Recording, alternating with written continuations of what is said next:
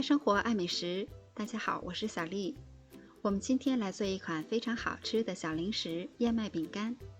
它做起来简简单单的，口感又酥又脆，可以作为家中常备的小零食，健康营养，越嚼越香。下面我们开始吧。在平底锅中放入30克黄油，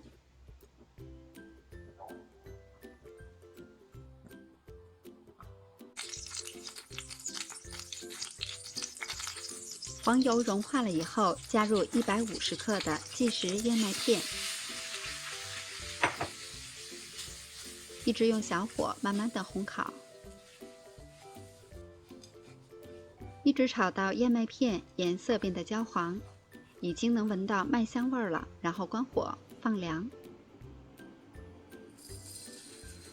自然放凉了以后，倒入大碗中，打入1颗鸡蛋，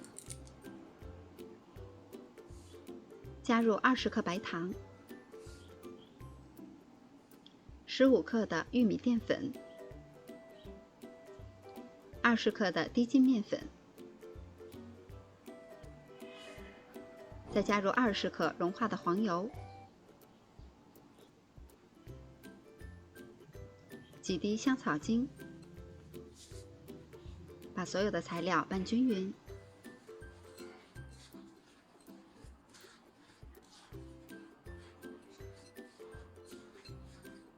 一直拌成这样很湿润的状态，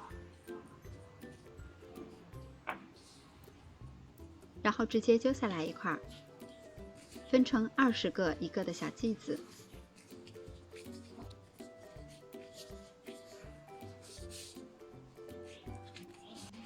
把它团圆再压扁，做出饼干的形状。这些材料我一共做了15块饼干。把做好的生胚都摆放到烤盘中，在中间我们可以点上一些鸡蛋液，再放上1颗大杏仁儿，这样吃起来会更香。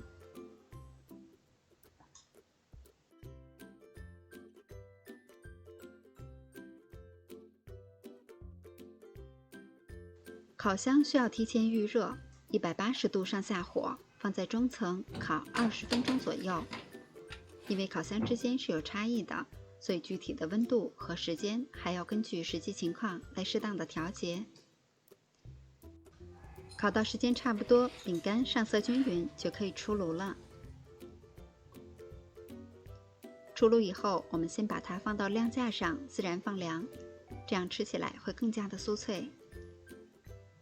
这款饼干最大的特点就是口感酥脆，而且麦香味很浓，属于越嚼越香的那种。